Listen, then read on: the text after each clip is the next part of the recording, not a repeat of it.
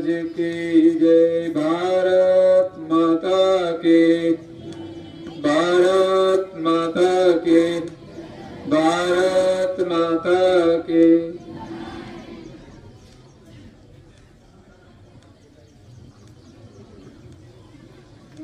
सदा प्रसन्नं सुविसारसाया विराजते चरुतर प्रदेशे।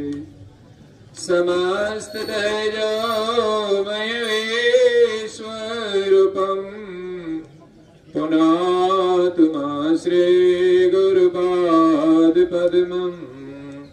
पुनातु मां श्री गुरुपाद पद्मम्।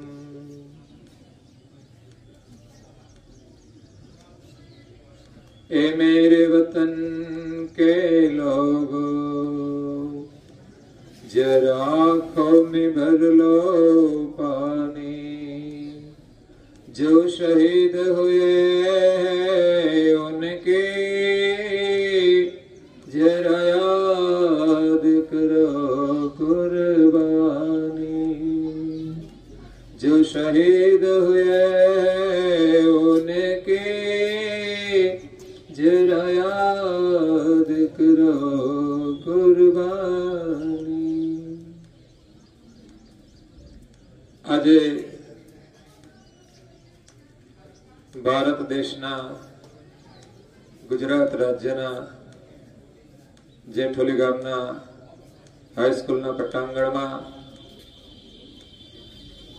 આપણા દેશના 78મા સ્વતંત્ર રાષ્ટ્રીય પર્વ એટલે 15મી ઓગસ્ટની ઉજવણી પ્રસંગે ઉપસ્થિત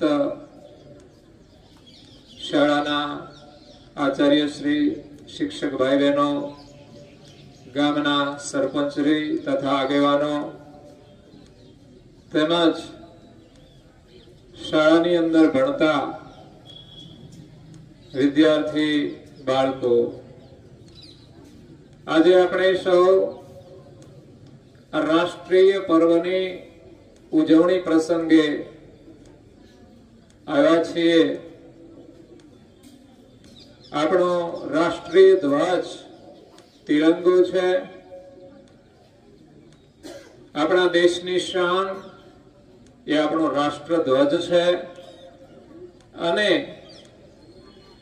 આપણા દેશને ગુલામીમાંથી મુક્ત કરી જે વીર સપૂતો અને શહીદોએ બલિદાન આપ્યું છે એમને વંદન કરવા માટે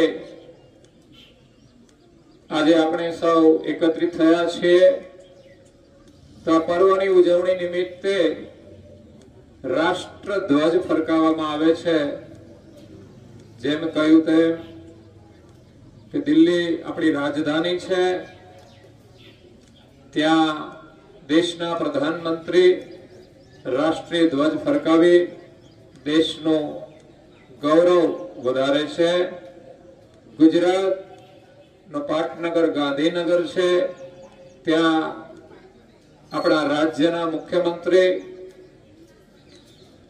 તિરંગો ફરકાવી દેશનું ગૌરવ પ્રગટ કરે છે અને આપણું જેઠોલી ગામ, જ્યાં ગામના સરપંચ શ્રી ગ્રામ પંચાયતમાં તિરંગો ફરકાવી અને ગામનું ગૌરવ વધારે છે।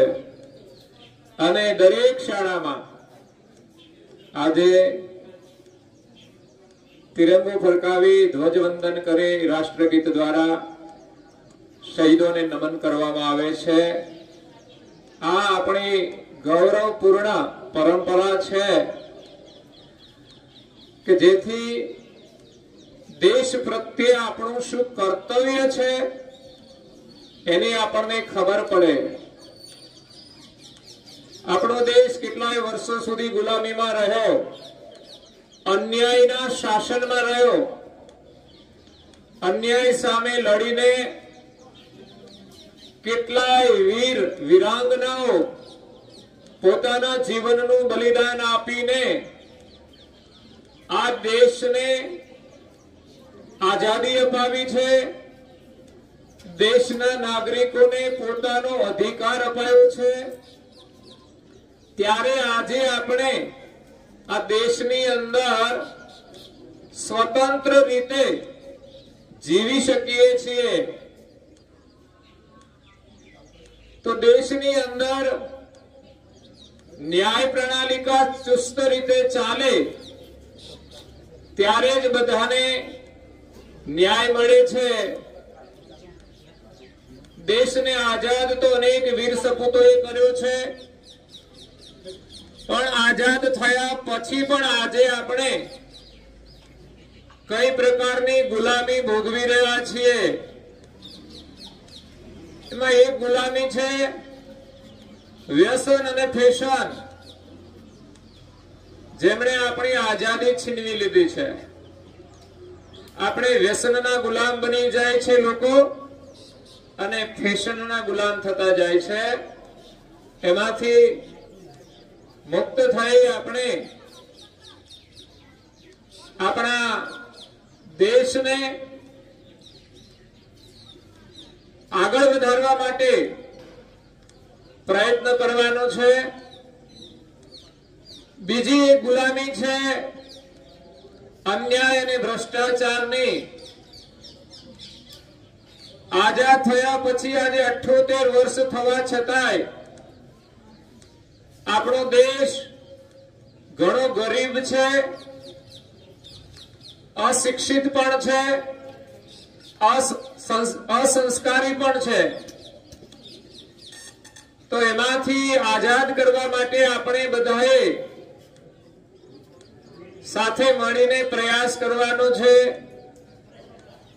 આજના બાળકો અહીંયા શિક્ષણ લઈ રહ્યા છે, શિક્ષકો શિક્ષણ આપી રહ્યા છે, ગામના આગેવાનો અને વડીલો એ પણ શિક્ષિત છે। ત્યારે સાથે મળીને દેશના વિકાસ માટે, દરેક ગામના વિકાસ માટે, દરેક પરિવારના વિકાસ માટે દરેકે સાથે મળીને પ્રયાસ કરવો જોઈએ। આજે મોટામાં મોટી સમસ્યા દેશમાં ભ્રષ્ટાચારની છે। દેશની અંદર એવા ભયંકર કિસ્સાઓ બની રહ્યા છે કે જેમાં વ્યક્તિની સલામતી નથી। તો આપણા દેશની અંદર લોકતંત્ર છે, ન્યાયાલયો છે,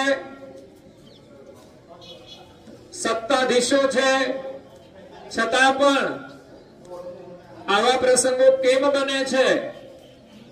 એની પાછળ રાજકારણ પૂર્ણ કામ કરતું હોય છે। તો રાજકારણની અંદર રહેલા રાજનેતાઓ સમાજ માટે જીવીએ, ગામ માટે જીવીએ, આપણા પરિવાર માટે જીવીએ, ક્યારેય જીવનમાં ખોટું કરવું જોઈએ નહીં। પરંતુ સત્તા અને સંપત્તિની લાલચમાં, સત્તા અને સુંદરીની લાલચમાં લોકો અન્યાય કરતા હોય છે, પાપ કરતા હોય છે। તો એમાંથી આપણા દેશને મુક્ત કરવા માટે આપણે સૌએ આગળ આવવું પડશે। આજના રાષ્ટ્રીય પર્વ પ્રસંગે હું તમને એક ન્યાયપ્રિયતાનો એક પ્રસંગ કહું છું કે આવા તો આપણા દેશના અનેક વીર સપૂતો છે જે ન્યાયપૂર્વક જીવન જીવતા હતા। હું તો એમ માનું છું કે વર્ષના 365 દિવસ છે, દરેક દિવસ આપણને શુભ પ્રેરણા આપે છે કે જે દિવસે કોઈ મહાપુરુષોના જન્મ થયા છે યા તો કોઈ મહાપુરુષોનું નિર્વાણ થયું છે, તો આ જન્મ દિવસ અને નિર્વાણ દિવસ એ આપણને શુભ પ્રેરણા આપે છે। 2 દિવસ પહેલા 13મી ઓગસ્ટ એ દિવસે અહલ્યાબાઈ હોળકર એમનો નિર્વાણ દિવસ હતો। આપણા રાષ્ટ્રની અંદર અનેક મહાન વિભૂતિઓ થઈ છે, જેને ભારત રત્ન પણ આપવામાં આવતા હોય છે. એવી વ્યક્તિના વ્યક્તિત્વ વિશે, એના જીવન વિશે, એના કાર્યો વિશે આપણા બાળકોને માહિતી આપવી જોઈએ. આપણા દેશના નાગરિકોએ પણ એની માહિતી લેવી જોઈએ કે ભારત રત્ન ક્યારે મળે, કે જે ભારતના માટે કામ કરે ત્યારે મળે છે. તો મહારાષ્ટ્રની અંદર અહલ્યાબાઈ હોળકરનો જન્મ ઈસવીસન 1725 મે મહિનાની 31 તારીખે થયો હતો. અહલ્યાબાઈનું જીવન બહુ સાદું હતું. એમના જે પિતા છે માનકોજી શિંદે, એક કિસાન હતા. અહલ્યાબાઈ વિશેષ ભણ્યા નહોતા, પણ એમની પાસે સંસ્કારનું શિક્ષણ હતું, ધર્મનું શિક્ષણ હતું. એ શિવજીના પરમ ભક્ત હતા. આજે લોકો એમ માને છે કે ભાઈ મંદિરોની શું જરૂર છે, આપણે તો કોલેજો જ ખોલવી જોઈએ. પણ કોલેજોમાં બાળકોને પર્યાપ્ત શિક્ષણ મળે છે, યોગ્ય શિક્ષણ મળે છે, યોગ્ય સંસ્કાર મળે છે. કોલેજની અંદર બાળકો ભણે છે, હાજરી આપે છે. ત્યાં તો યુવાનીના મદમાં ચકચૂર થઈ મા બાપને ભૂલીને રફુચક્કર થઈ જાય છે. એ આપણું શિક્ષણ નથી. અહલ્યાબાઈ ત્યારે વધારે નહોતા ભણ્યા, છતાં પણ એમની પાસે ધર્મના સંસ્કાર હતા, શિવજીમાં એમની આસ્થા હતી. તો ધર્મ જ આપણને જીવતા શીખવાડે છે. શિક્ષણ આપણને વ્યવસાય કાર્યમાં ઉપયોગી થાય છે, અને સંસ્કાર એ આપણને જીવનમાં ઉપયોગી થાય છે. એટલે શિક્ષણ અને સંસ્કાર બંનેનો સમન્વય હોવો જોઈએ. તો અહલ્યાબાઈ હોળકર 10 વર્ષની ઉંમરે એમના લગ્ન મલ્હાર રાવ સાથે કરી દીધા, જે માલવાનો રાજા હતો. પણ પેલા નાની ઉંમરમાં લગ્ન એમના માતા પિતાની સંમતિથી, એમની ઈચ્છાથી થતા હતા. એટલે નાની ઉંમરમાં લગ્નના કોઈ કારણો હશે તો નાની ઉંમરમાં ગયા, પરંતુ એમના પતિની 29 વર્ષે મૃત્યુ થયું. ત્યારે એના જીવનમાં દુઃખનો પહાડ તૂટી પડ્યો. એમના પછી એમના સસરા હતા, એમનું મૃત્યુ પણ 10-15 વર્ષ પછી થઈ ગયું. અહલ્યાબાઈ હોળકરને એક દીકરો હતો, એક દીકરી હતી. એ મોટા થયા. એના જીવનમાં એક અજીબ ઘટના ઘટે છે. એક દિવસ એમનો પુત્ર માલેરાવ એ ઘોડા ઉપર સવાર થઈ અને કંઈક જતો હતો. ત્યારે રસ્તામાં એક ગાય અને એનું વાછડું બેઠા હતા. એ વાછડું ઊભું થઈ અને જ્યારે આગળ ચાલે છે, અચાનક આ બાજુથી માલોરાવ એ ઘોડા ઉપર સવાર થઈને પૂરપાટ જાય છે. ત્યારે ગાયનું વાછરડું એ ઘોડાની હડફેટે ચડી જાય છે, એટલે ઈજાગ્રસ્ત થઈ જાય છે. માલોજીએ પોતાનો ઘોડો ઉભો રાખ્યો. પછી ઈજાગ્રસ્ત વાછરડું હતું, એની માં એને પંપાળે છે, ગાય,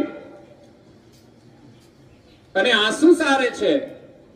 પછી તો માલોજી નીકળી ગયો. આપણે પણ એવું જ કરીએ ને.